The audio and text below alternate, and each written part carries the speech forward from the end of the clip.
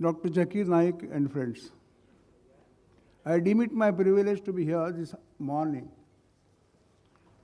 to hear this talk by Dr. Zakir Naik, the president of the Islamic Research Foundation, and I was really impressed by it. I am a Hindu, but don't go to the temples. Neither introduce religion in my politics. I belong to the Congress. Here, those who came to hear Dr. Zakir Naik should have seen and realized that he is a person who has to do with Islam religion, and he will speak only on Islam religion. And I feel it very unhappy that some of the people who introduce religion in politics tried to obstruct his speech by asking inconvenient questions. May I ask them a question? Have they read Vedas? Have they read Upanishads? Have you read any of the religious scripts? Or because it is convenient to be a Hindu to come in power, they want to canvass religion? My submission is, most respectful submission is, here I came to hear a Muslim scholar on the topic what his religion wants to convey. Whether I accept or I don't accept is another thing. But I will tell you that the Hindu religion is there for thousands of years, and Islam religion has come 1400 years back. It is a religion which has come up after seeing the torture done by other religions on the people of the world, and therefore that is a religion which is more socialistic and has given more the method also how to implement. I remember in 1978 when I contested from Thana, from this beauty, I met my friend Isaac Narvel, advocate, and he gave me the translation of Quran in English, which I had gone through before I contested election. I still remember to have read The Contribution of the Muslim in the Freedom Movement of India, a book written by author, and I am to tell my friends here who are talking about the religion and Hinduism, that it was the Wahhabis who first stood against the British in 1833.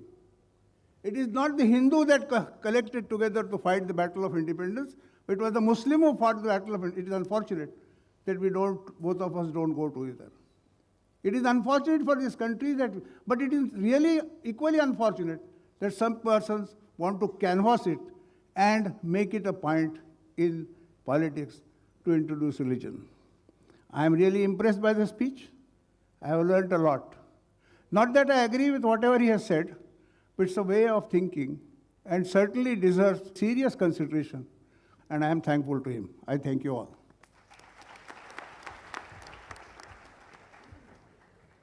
May I now request respected advocate K.R. Hingorani to present his presidential address. Dr. Naik, Hegde Sahab, my friends, I'm really honored to have been asked to preside over this function, though of course in a vacancy-filling manner. But even then, I'm really proud to be here and associated with the thoughts which are expressed by Dr. Naik. I'm not an expert on any religion, either mine or of Dr. Zakir's. But one thing I can claim, that I was born in a place where Islam was first brought in to the shores of India. I come from a province known as Sindh. For the first time in my life, I have heard a Muslim scholar, though I have heard so many Muslim Maulanas, who can understand and really read the things comparatively, not only from an exclusive point of view, as normally it is misunderstood by us, that Islam is an exclusive religion, only meant for compartmental people who believe in certain things and who disbelieve in other things. When he said that we should bring out the commonalities, the common things between the different religions first, and then disagree upon the points which we do not agree upon, I think this is one of the best statements that I have heard in my life. Once I had heard Dr. Radhakrishnan speaking in the same vein on the comparative religions of India, and after that, after about 50 years, I heard Dr. Naik to speak. that there are certain common things. And really there are certain common things, because when he spoke about the taqwa, it's an Arabic word, I think that is the pronunciations, and he said it is God consciousness, I was reminded of my own Shivaism, Kashmiri Shivaism, which also talks about the God consciousness as being the fundamental force in life, that everything emanates from it.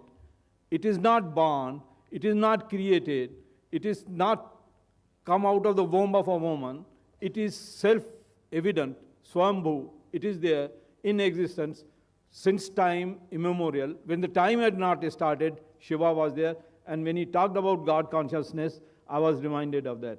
Hinduism as such is not restricted only to Vedanta. The four Vedas are also very difficult to understand. Of course, he has studied them. I bow before his scholarliness, and I feel that what he says is correct. And I quite agree with him that Hindu word is a geographical connotation, and I'm proud to say that it came into existence because of the Sindh. When the foreigners came to India, they tried to cross the Indus River, especially Sikandar. And he said that it is Sindhu. It was told to him that the name of this river is Sindhu. And being an Iranian or a Unani, he could not pronounce Sindhu. He said it is Hindu. Hafta Hindu, they call 7 rivers as Hafta Hindu, 7 rivers. So I'm proud that the word Hindu has come because the Sindh was there. And really in India, we need this type of thing, because much misconception has gone there that Muslims are terrorists. Somebody asked a question. I mean, I think this is the most reprehensible statement that was ever made, that Muslims are terrorists. This is all nonsense, and it should be curbed. And it is because of this that we feel that we are so insecure in this country. You cannot treat a Muslim as a terrorist because he is a Muslim. He is a fundamentalist. If he is a fundamentalist of the color of Dr. Naik, I welcome him. I'll welcome him to my house. And you must also know, of course, I have to talk about these things which I never wanted, because when I came, I had a spiritual experience by his talk. But then recently, 2-3 days back, there was a news in the paper that the front man for the person in Dubai is a Hindu. I'm referring to Dr. Ramesh Sharma. He is the man who they claim to be the person who coordinated all the works of Dawood sitting in. Now, whom will you say? A Hindu is a terrorist or a Muslim is a terrorist? Therefore, please forget these things. Forget about Muslims have been there. Bad kings from Muslims were there, bad kings from Hindus were there, and they need to be improved. But you can't say or hold anything against Dr. Naik for what Alauddin Khilji did in his times, or what Aurangzeb did to his brothers, or what Akbar did.